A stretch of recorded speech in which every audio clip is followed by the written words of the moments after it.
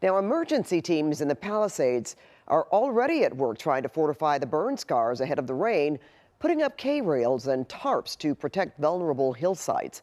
The rain could lead to debris flows with toxic ash and other materials flooding into neighborhoods and the ocean.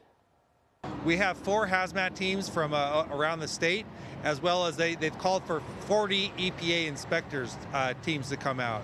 So what we're going to be doing is we're going to be going from each house, and they're going to be identifying specifically which hazards in there: lithium-ion batteries, battery walls, household chemicals, and then they have to eventually start to do the removal and then disposal. Members of the California Conservation Corps are also in the area to help in any way they can.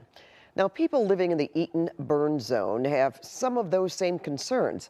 KCAL's Rachel Kim spoke with worried homeowners today, bracing for what could be next. But it's going to rain. We don't want the hill to come down. What about putting tarps on it? When CAL FIRE stopped by Amelia Crawford's Altadena home to see if she needed any help, she wanted to know how she could protect her house in case the burned hillside and back gave way during the rain expected this weekend. It's a danger because it's more than 20 feet tall. Crawford is thankful her home was left standing when her neighbors were not during the Eaton Fire. Now she hopes it'll survive any potential mud and debris flow from saturated hillsides. I hope a lot of it doesn't slide. That's my hope, and it'll be my prayer too, that it doesn't slide.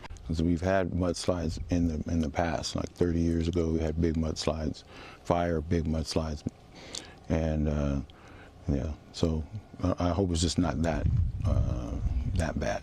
Kevin Turner is now displaced after his home on Pleasant Ridge Drive sustained smoke damage. He says whatever happens in the coming days with the rain. My intention is to get the house back on its feet and live back here again.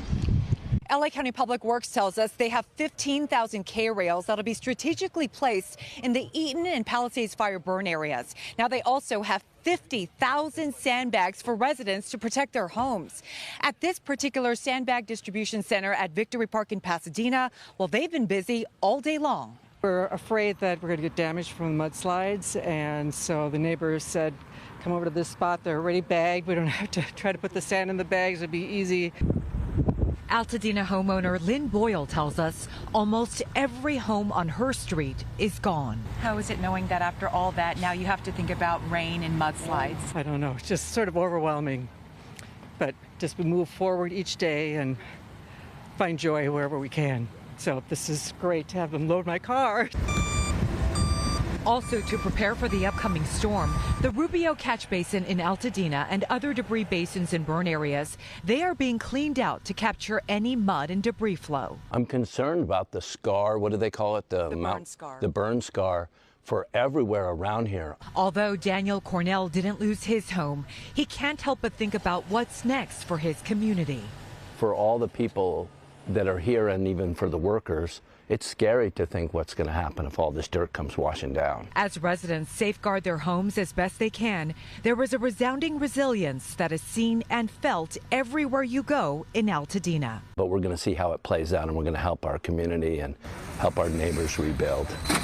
Rachel Kim, KCAL News.